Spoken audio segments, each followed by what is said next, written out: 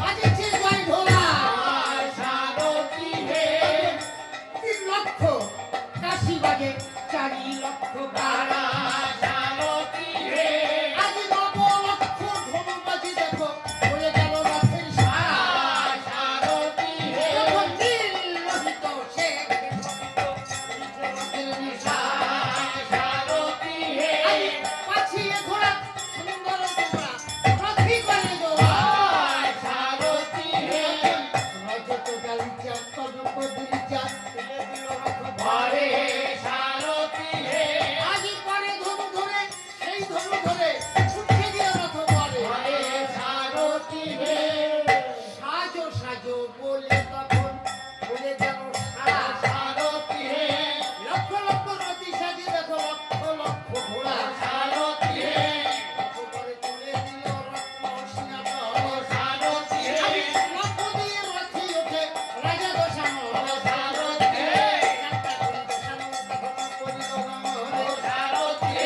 সম্মুখেতে অমঙ্গলদার পড়িল তখন।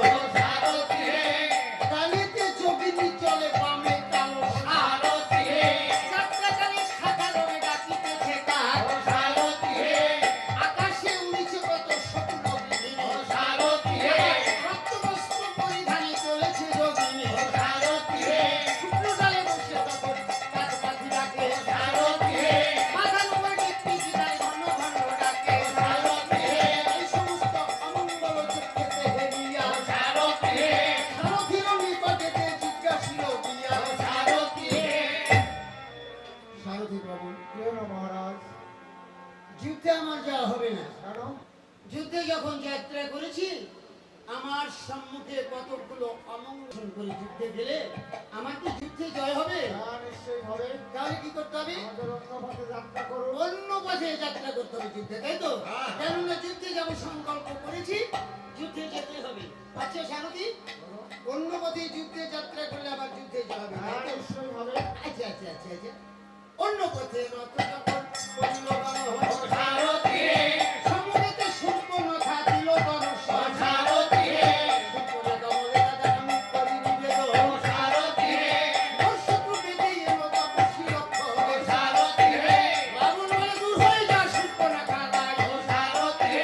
দর্জনে ধ্বংস আমার সোনার লঙ্কা পুরী। যাত্রাকালে দেখালি তোর কাটা মুখ খাস। নিশ্চয়ই জানিব রঙে হারাইব প্রাণ। সারথির হাত হইতে পড়িল পাজনি। চলিতে না পারি অশ্ব চক্ষে বহে বালি। এত বলি রথখানা করিল বানর। যুদ্ধক্ষেত্রে গিয়ে তখন দিল দর্শন। কৃত্তিবাস পণ্ডিতে রণ ধুলো ভারত। যুদ্ধক্ষেত্রে গেল দশানন বলল হরি হরি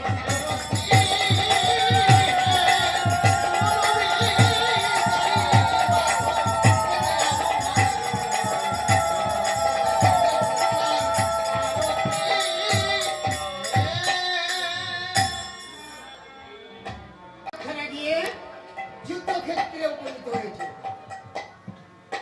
দশরথ হুঙ্কার ছেড়ে কোথায় ভেদাই রাম লক্ষ্মণ যুদ্ধ উপেন্দ্র। রাম লক্ষ্মণ বিভীষণ হনুমান সবে মিলি মানব সৈন্য ধীরে ধীরে যুদ্ধক্ষেত্রে সে উপনীত হয়েছে।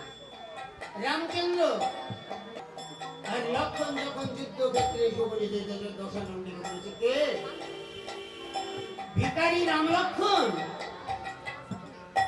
এতদিনে পাঠিয়ে অবধ বানরগণে কোথা ছিল প্রাণ ভয় হয়ে লুকায়িত। লক্ষ্মণ দিকে বলেছে দশানন তুমি এতদিনে পাঠিয়ে অবধ রাক্ষসগণে কোথা ছিল প্রাণ ভয় হয়ে লুকায়িত। মরণশ্বরীতে রাজা লঙ্কেশ্বর তাই রণক্ষেত্রে দাঁড়িয়ে প্রলাপ কাহিনী বলেছে। প্রধরে সন্দেহ লক্ষণ দুর্বলা রমণীর নাশা কর্ম ছেদন কোন মহাবীরে লক্ষণ। দুর্বলা রমণীকে পেয়ে তুই অরণ্য মাঝারে নাশা করলো কাটি। বীর বলে দিয়েছিস তুই ধীর তোকে শতধীর দস্যু তুই। দশানন করে আস্তর নাই বলিষ্ঠ। লক্ষণটিকে বলেছে দশানন অযুক্তার শাসিত এই সমগ্র ধরণী রাজ্য মাঝে যদি কেহ করে ধর্ম বিঘোরিত কর্ম হোক সে পুঞ্জুবা রমণী, তার শাস্তি দেন রাজার ন্যায় ধর্ম মতে। তপভোগী সুপ্রলেখা একদিন গিয়েছিল পঞ্চবটি বনে পুষ্পচয়ন হেতু, আর ব্যভিচারিত বিবাহের প্রার্থনা জানিয়েছিল ইসলাম ভক্ত। তাই তার নেশায় কর্ণ করিয়েছিল, উপযুক্ত দণ্ডদান দিয়েছিল লক্ষণ। দশানন্দকে বলেছে, লক্ষণ বৃথা বাক্যব্যে নেই প্রয়োজন, পরিচয় হবে অস্ত্রমুখে। সারথি, তোমরা যে রণভেরি এনেছ, রণভেরি বাজিয়ে দাও, আমি রাম লক্ষণের সঙ্গে যুদ্ধ করব। ভেরি দিল রে, ভেরি দিল রে, ভেরি দিল রে, ভেরি দিল রে,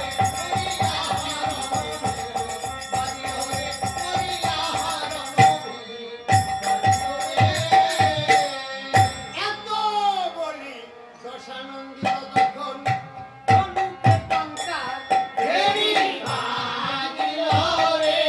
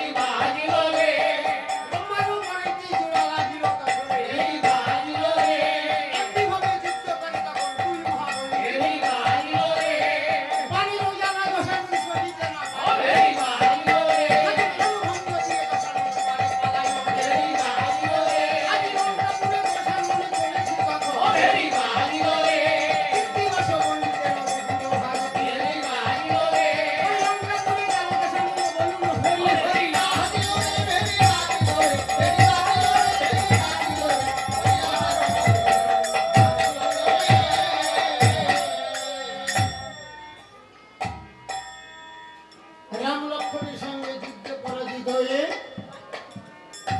দশানন লঙ্কায় ফিরে গিয়েছে।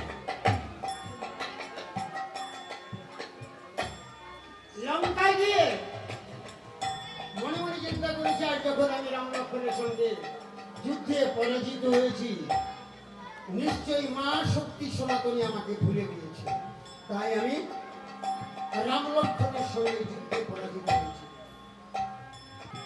যদি আমি আমার মাকে আমার সহায় না করতে পারি, তাহলে রাম লক্ষ্মণের সঙ্গে যুদ্ধে আমি জয় করতে পারব না। তাই দশানন ধীরে ধীরে মায়ের মন্দিরে গিয়েছে মায়ের পূজা করার জন্য। যাই ওইখানে মায়ের পূজার আয়োজন করে নিয়েছিল। তবে যাই হোক, রাম ভক্ত ভক্তগণ, আপনারা এইবার কৃপা করি রাম নামে মায়ের পূজার দক্ষিণা দান করুন। আর আমার এই বাড়ির মালিকরা বা গ্রামের মালিকরা, আপনারা এইখানে এই মুহূর্তে একটা থালায় করে নেন, এইখানে মায়ের পূজার দক্ষিণা। Hello hello hello testing, hello hello testing, hello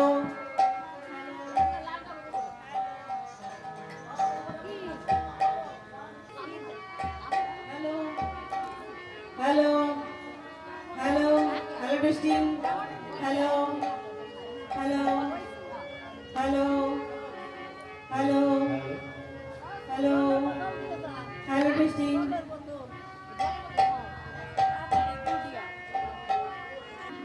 নমস্কার, শুধু ভক্তবৃন্দ চরণে আমার শতকোটি প্রণাম, কোটি প্রণাম। আমরা এই পৃথিবীতে আসি, এ হচ্ছে মায়ার সংসার। এখানে এসে আমাদের ঘর, আমাদের সংসার, আমাদের সন্তান সন্ততি, স্বামী সবাইকে নিয়ে আমরা সংসার মায়া সাগরে ডুবে থাকি। ঈশ্বরের নাম গান করার আমাদের সময় হয় না। তাই সমস্ত মানুষের এই ঈশ্বরমুখী হওয়া উচিত, কারণ তিনি আমাদের এই ধরায় পাঠিয়েছেন তার নাম সংকীর্তন করার জন্য, তার নাম প্রচার করার জন্য। তাই যেটুকু সময় পাই, যদি সময় পাই, তবে আমি ভক্ত সঙ্গ করতে চলে আসি। আজ আমি আপনাদের সামনে একটি বিজয় গীতি গান শ্রবণ করাবো। যদি কোনো ভুল ভ্রান্তি হয়, আপনারা আমাকে নিজের সন্তান মনে করে মার্জনা করবেন।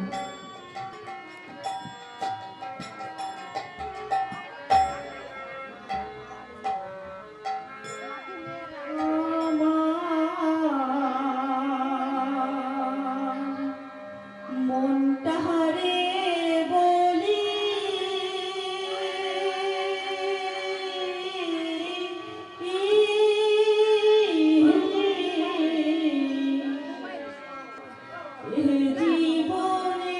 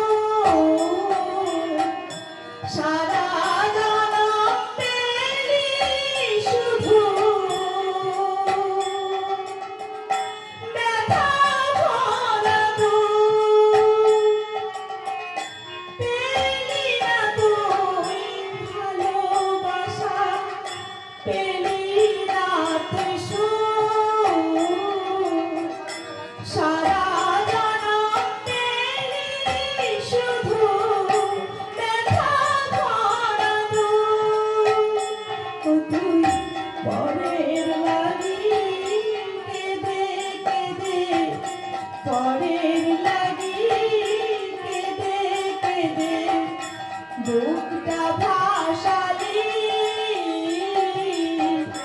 এ জীবনে দাদা ছাড়া আর কি পেলি।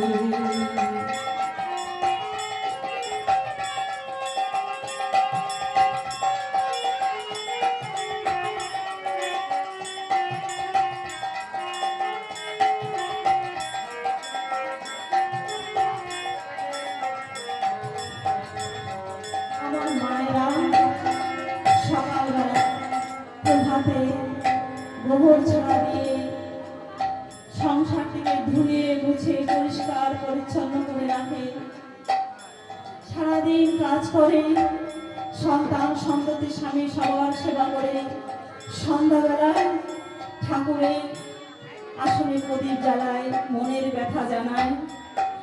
আর যখন সে চলে যায় তখন তার এই ঘর সংসার, এই তুলসী তলা, স্বামী সন্তান সবই এই ধরায় পড়ে থাকে।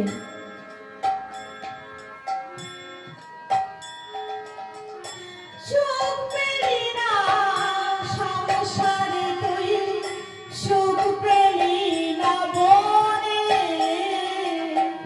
সারা জনম কি করলি ভেবে দেখ না মনে।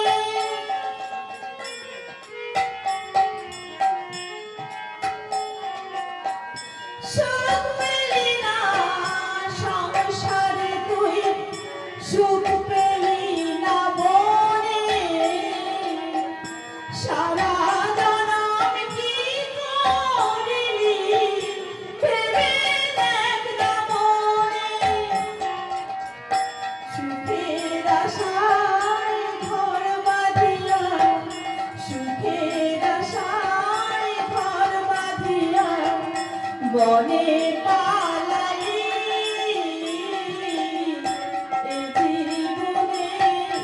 এ জীবনে দাদা ছাড়া আর কি পেলি।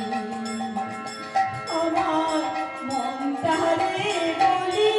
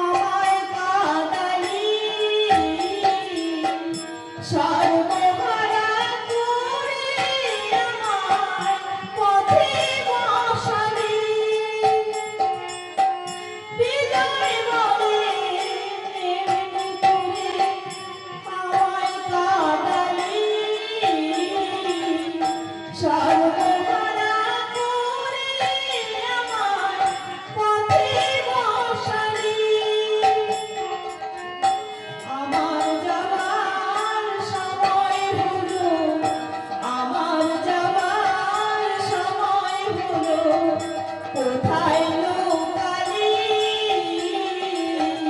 এ জীবনে দাগা ছাড়া আর কি পেলি আমার মনটারে বলি এ জীবনে দাগা ছাড়া আর কি পেলি আমার মনটারে বলি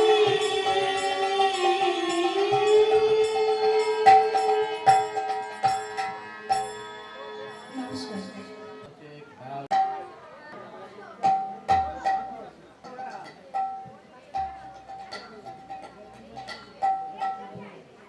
হরি বল হরি বল জয় হরি মায়েরা আমরা গান করতে আসি আবার গান করে চলে যাই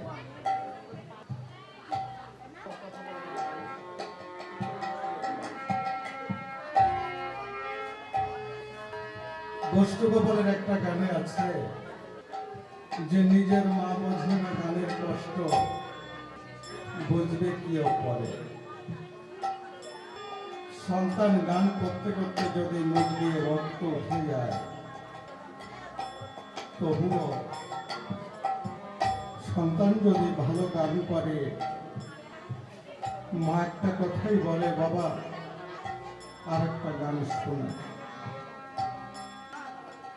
এই গানের কষ্ট নিজের গর্ভধারিণী মা তিনিও বোঝেন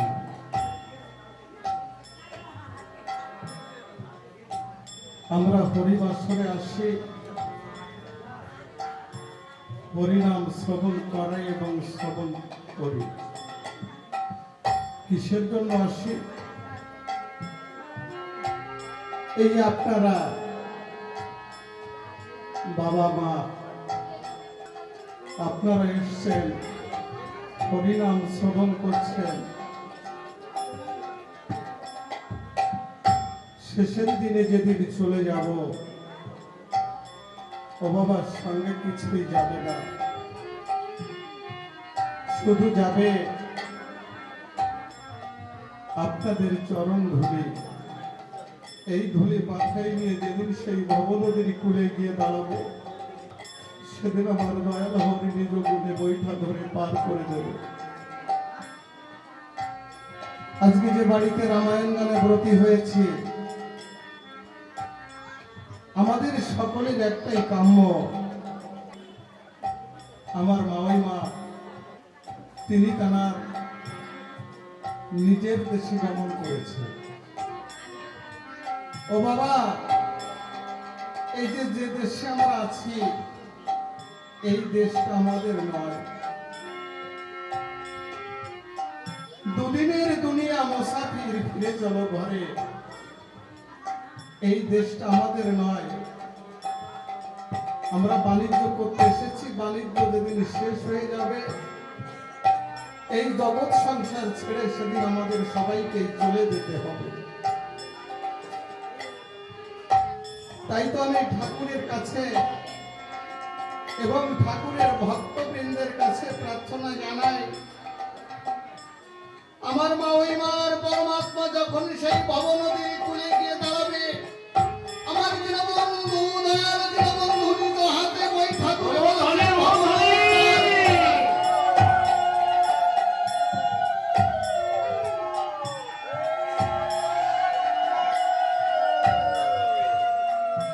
এই জগতে কেউ ভাই হারা কেউ পুত্র হারা কেউ মনের মানুষ হারা এই জগৎ সংসার ছেড়ে যার যা হারিয়ে যায় সে ছাড়া কেউ বোঝে না তাই তো আমার বাবু কবি প্রেমিক কবি বিজয় সরকার গাইলে আমার পোষা পাখি উড়ে যাবে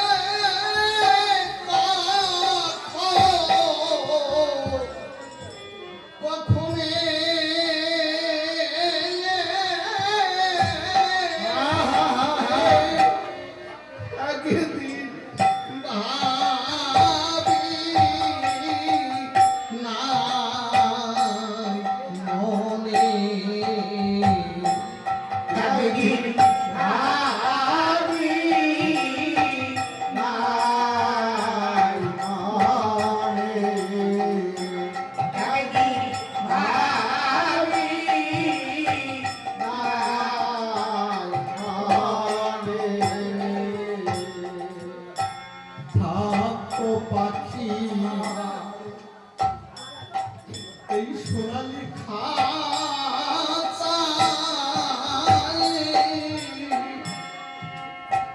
ওরে বসে রূপালিয়া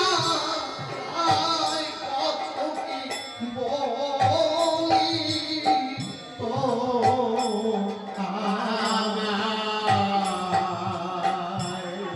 ওরে ফটিকেরও ওরে পাটি ভরে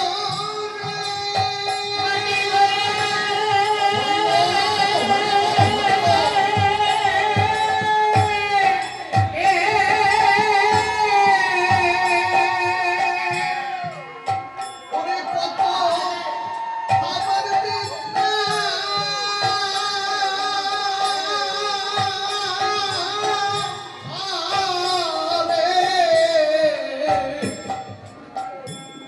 থরে থরে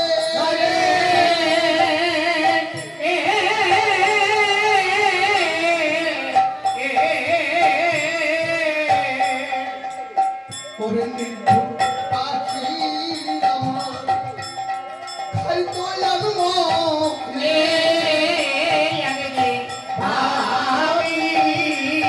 নাই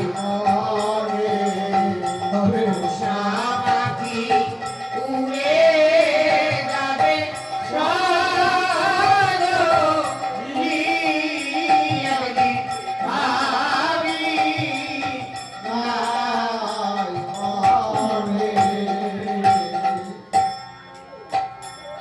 জোলা পাখি আমায় করলো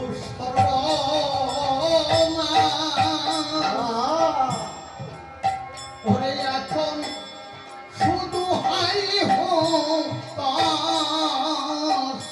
কোথায় করব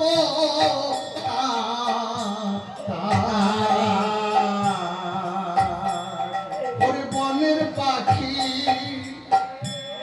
ওরে বনে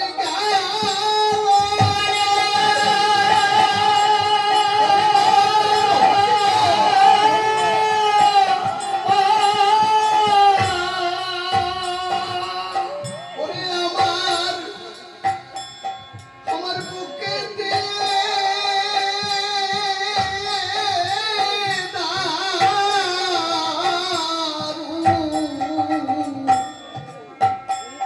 দারুণ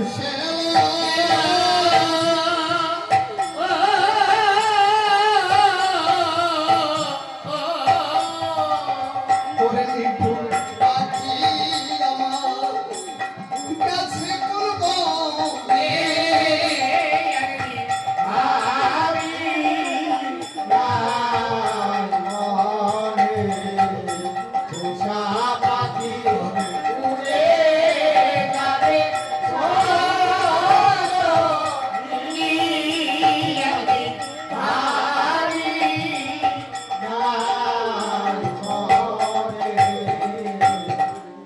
জয় হরি বল। আমা এই জগতে আমি যদি শুধু মা বাবার গুণের কথা বলি, শুধু মা বাবার গুণের কথা বলি দিনের পরে দিন, মাসের পরে মাস, বছরের পরে বছর ধরেও যদি মা বাবার গুণের কথা বলি, তাহলে বলে শেষ করতে পারবো না। আমি কয়েকদিন আগে এই মুড়াগাছা কলোনিতে গান করতে গিয়েছিলাম। যে বাড়ি গান তার পাশের বাড়ি আমি নেমেছি। আমি নেমে শুনতে পেলাম একটা ছেলে দুবাইতে কাজ করে। ওই দুবার থেকে ফোন করে তার স্ত্রীকে বলছে, ও প্রিয়ে প্রিয়ে, আমার তো বাড়ি আসার সময় হয়েছে, তুমি আমাকে বলো আমি যাবার সময়, বাড়ি যাবার সময় তোমার জন্য কি নিয়ে যাব। আর স্ত্রী বললে, ওগো তুমি যখন বাড়ি আসবে আমার জন্য সুন্দর একটা চেন নিয়ে আসবে। তার ছোট্ট একটা ছেলে, ছেলেটা বলছে, "ও বাবা, বাবা তুমি যখন বাড়ি আসবে আমার জন্য সুন্দর একটা মোবাইল ফোন নিয়ে আসবে। আর তার জনম দুঃখিনী মা ওই ঘরের এক কোনায় বসে ওই সন্তানের কণ্ঠ শুনতে পেয়ে দুই চোখের জল ছেড়ে দিয়ে হাউ হাউ করে কাঁদছে। ওই কান্নার আওয়াজ মোবাইলের মধ্যে তার সন্তানের কণ্ঠে পৌঁছিয়েছে। তার সন্তান তার ছেলেকে বলছে, "ও বাবা, এই মোবাইল ফোনটা নিয়ে তোমার ঠাকুরমার কাছে যাও।" যখন মোবাইল ফোনটা তার ঠাকুরমার কাছে দিয়েছে, সন্তানের মুখ খারাপ দেখে মা হাউ হাউ করে কাঁদছে। সন্তান হাউ হাউ করে কাঁদছে। সন্তান কেঁদে কেঁদে বলছে, "ও মা, আমার তো বাড়ি যাওয়ার সময় হয়েছে। ও মা, তুমি বলো আমি বাড়ি যাবার সময় তোমার জন্য কি নিয়ে যাব?" তার মা একটা কথাই বললেন, "ও বাবা, বাবা ওরে ওরে, তুই তো আমার সোনা, তুই তো আমার জীবনের সবকিছু। আমি ঠাকুরের কাছে প্রার্থনা জানাই, তুই ভালোই ভালোই আমার বুকের মালিক। তুই আমার বুকে ফিরে আয়।" এখনো কথা, এই জগতে একজন মা বাবা ছাড়া আর কেউ বলে না। স্বার্থ ছাড়া কেউ ভালোবাসে না, স্বার্থ ছাড়া কেউ কাছে আসে না। এই জগতে স্বার্থ ছাড়া যদি কেউ ভালোবেসে থাকে, এই যে মা বাবা। আমি যদি গাছতলায় থাকি, আমার মা বাবা যদি গাছতলায় থাকে, ওই গাছতলায় বসে দুই হাত ধরে দুই চোখের জলে ছেড়ে দিয়ে ঠাকুরের কাছে একটা কথাই বলে, হে দীনবন্ধু, এই জগতে যত দুঃখ যত কষ্ট আমাদের দাও, কিন্তু আমার সন্তানটা যেন ভালো থাকে।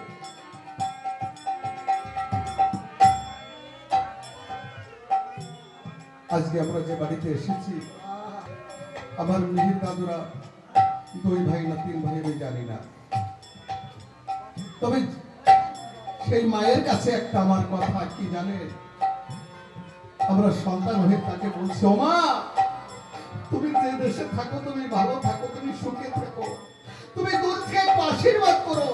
এই জগতে আমাদের তুমি রেখে গেছো সন্তান সন্ততি, আমরা যেন ভালো থাকি, আমরা যেন সুস্থ থাকি, তুমি দূর থেকেই আশীর্বাদ তুমি করো।"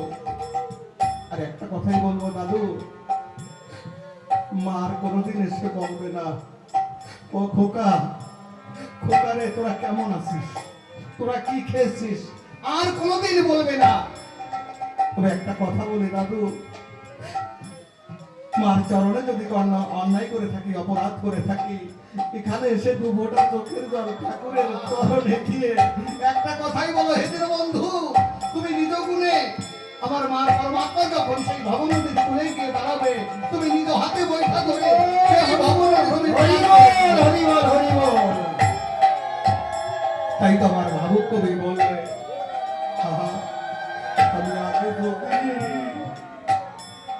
করে জানতাম পাখির মন,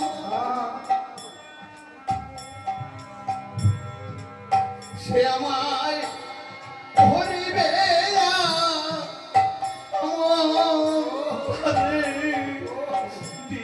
দিতাম না রে মন। আমি আগে যদি জানতাম পাখির মন, সে আমায় করিবে এমন, তারে দিলাম না।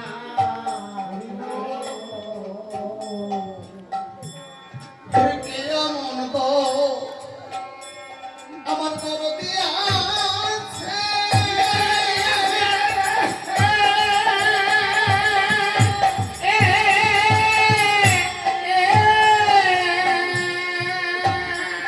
ওরে বলে দিবে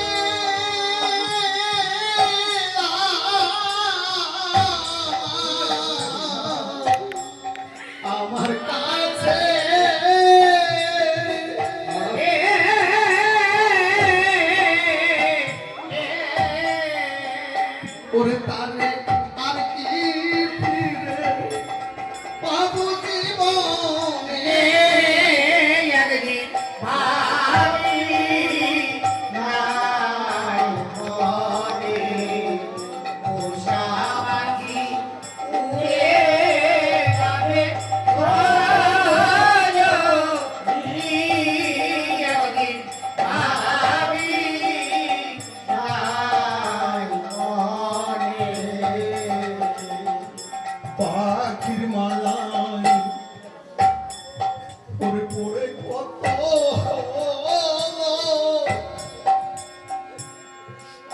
ওরে পেল আমার কত তাদের জল ভরা তুমি তুই পাখির মালায় ভুল কত পেল আমার মতো সদয় জল ভরা তুই ওরে অসীম গগনের পাখি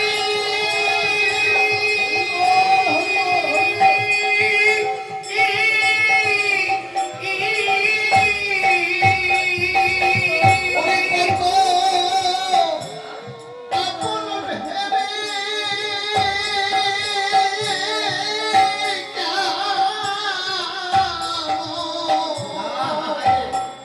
কেন ডাকি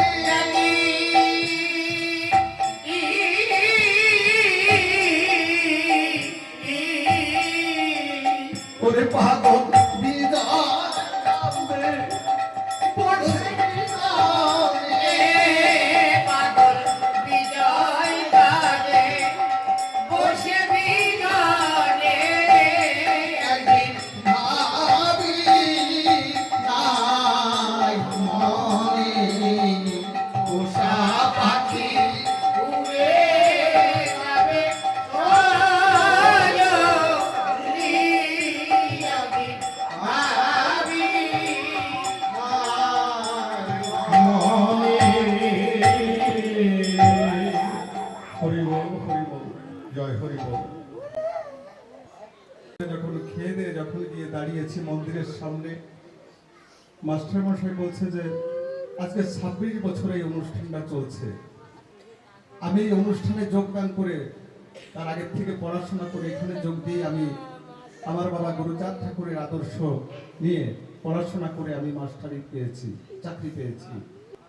তাই এখানে যত দিন ধরে অনুষ্ঠান হচ্ছে, কালকে বই ছিল হরিভক্ত অশ্বিনী, সমস্ত জায়গাগুলো যেখানে কম রয়ে গেছে সমস্ত জায়গাগুলো পূর্ণ করেছে সেই বাবা অশ্বিনী।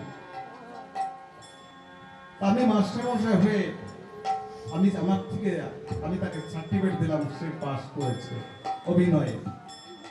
আমি বললাম যে আপনি কি সেই অশ্বিনী চেনেন? বলছে না। এক বাবা দৌড়ে গিয়ে বলছে কি যে তুলসীর মালা গলায়, বলে এই বাবাই অশ্বিনী, এই বাবাই অভিনয় করেছে। সঙ্গে সঙ্গে মাস্টার মশাই এসে দুই চোখের জল ছেড়ে দিয়ে আমাকে জড়িয়ে ধরে বলছে, বাবা আমি ঠাকুরের কাছে প্রার্থনা জানাই তুই যেন অনেক বড় হ, আরো যেন ভালো অভিনয় করিস। আমি বললাম বাবা, তারক গোসাই বললেন অশ্বিনী, অশ্বিনী তুমি প্রেমিক, তুমি মহান, তুমি ভক্ত। অশ্বিনী বললেন কবি, আমি ভক্ত হতে পারি না। আমি যদি ভক্ত হতে পারতাম তাহলে ভগবানকে আমার সম্মুখে না এসে পারত। এমন কথা যদি অশ্বিনী গোসাই বলে থাকেন, আর আমি বাবা কি, আমি তো কিছুই না। কেননা অশ্বিনীর গানের মধ্যে আছে কিটি সুখীর মিকি, তার চাইতে নিম্ন হলে ঠাকুরের কিঞ্চিত সান্নিধ্য লাভ করা যায়।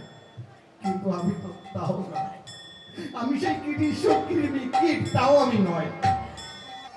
কেননা আমার মধ্যে তো আমিত্ব আছে। আমার মধ্যে যতদিন আমিত্ব থাকবে ততদিন আমি ঠাকুরের দর্শন লাভ করতে পারবো না, তবে ঠাকুর পেতে পাবো না। তবে এই সাধুগুরুর চরণ ধুলি ছাড়া আমার জীবনের আর কোনো আশা নেই। আমি যেখানেই যাই আমি যেন এই সাধুগুরুর চরণ ধরে মাথায় নিয়ে আমি যেন সেই দেশের মানুষ যেন দেশে চলে যেতে পারি। তাই তো আমার ভাবুক কবি, প্রেমিক কবি অশ্বিনী গোসাইয়ের গান। আহা, আমায় নিতাম দেখে ওরে ফেলে গেলে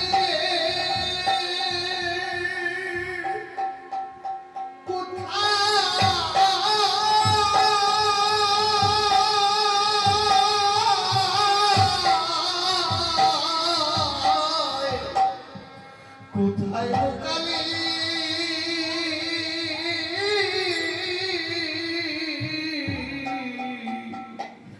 হরিচাঁদ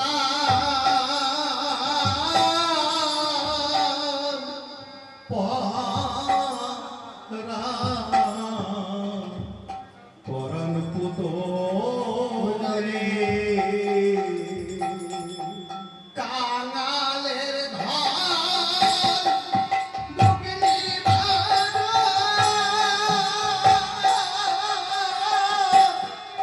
দুঃখীর পরাণ দুলারি কানালের ধান ভুগলি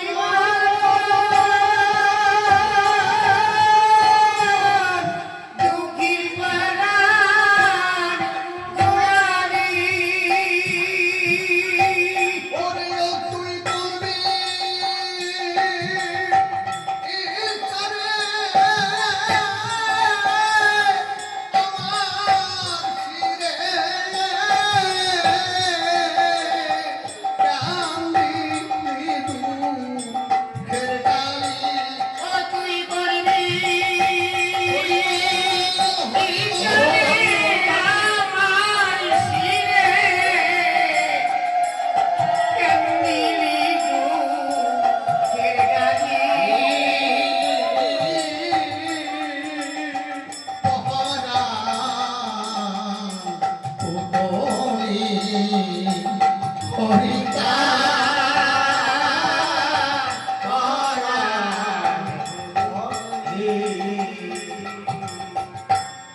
ভক্তের অধীর নাম ভক্তাধীর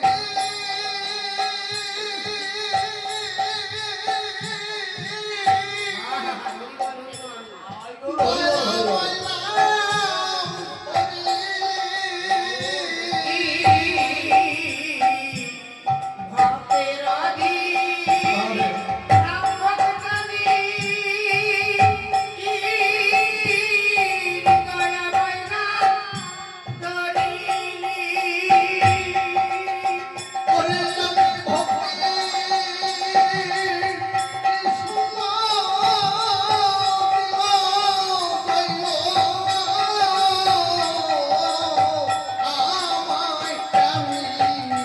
দয়া বৈনা ধরিলি। ওরে আমি ভক্তি হইব আমায় কান্দি জয় হরি।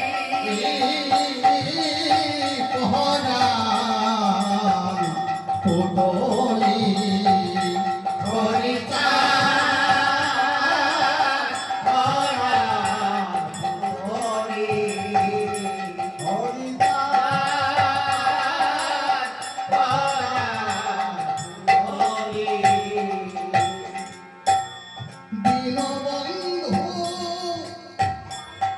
ওরে ভব সিন্ধু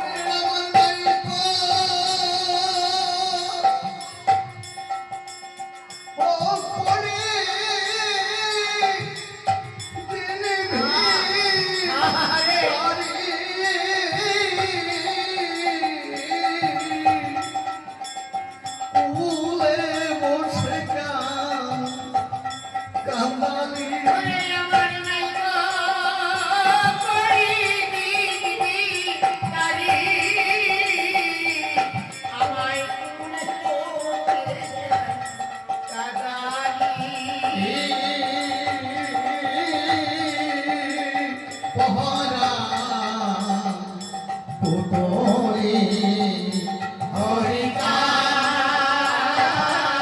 পরাণ পুতলি হরিকার পরাণ পুতলি জয় হরি বল। কথা এসে যায়,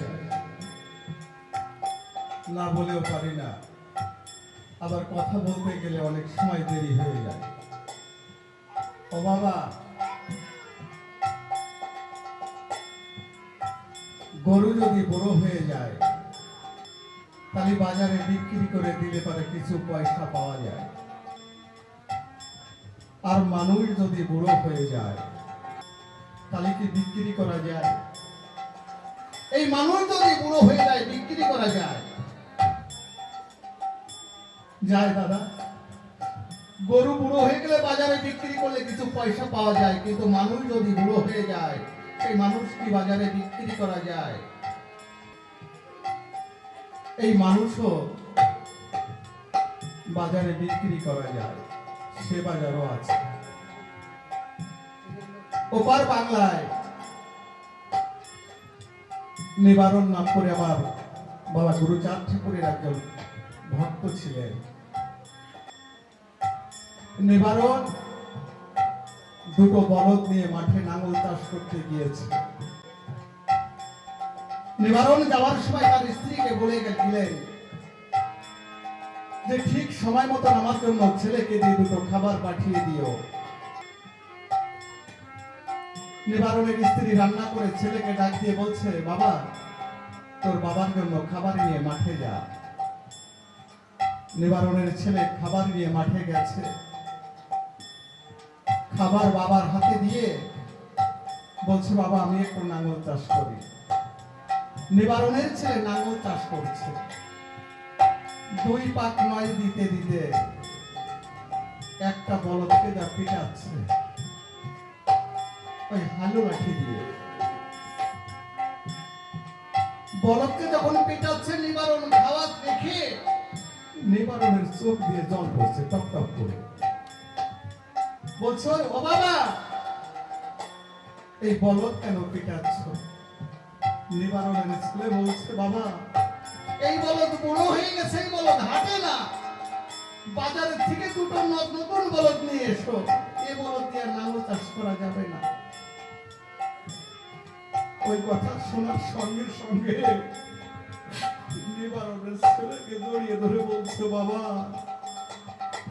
ওরে বলদ যদি বুড়ো হয়ে যায় বাজারে বিক্রি করে দেওয়া যায়, কিন্তু মানুষ বুড়ো হয়ে গেলে বিক্রি করা যায়?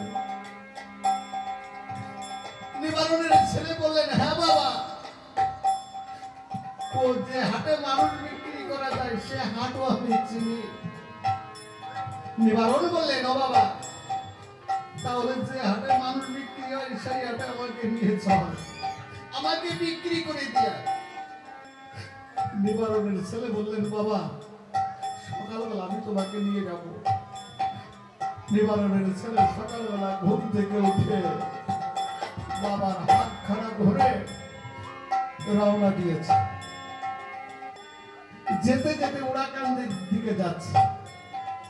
নিবারণ বলছে, বাবা তুই আমাকে কোন দিকে নিয়ে যাচ্ছিস? বলছে, কেন? যে হাটে মানুষ বিক্রি হয় সেই হাটে তোমাকে নিয়ে যাচ্ছে। গুরুচাঁদ ঠাকুর গদি ঘরের সামনে বসে আছে।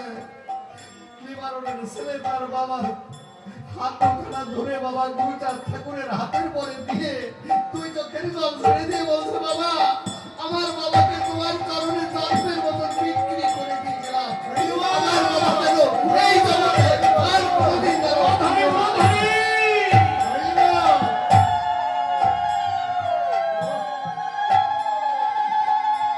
তাই বাবা রশ্মি বললেন, কাউকে রাজা কাউকে প্রজা,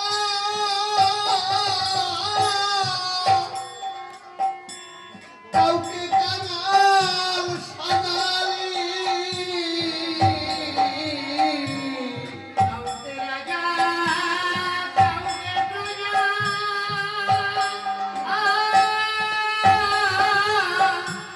কাউকে কাঙাল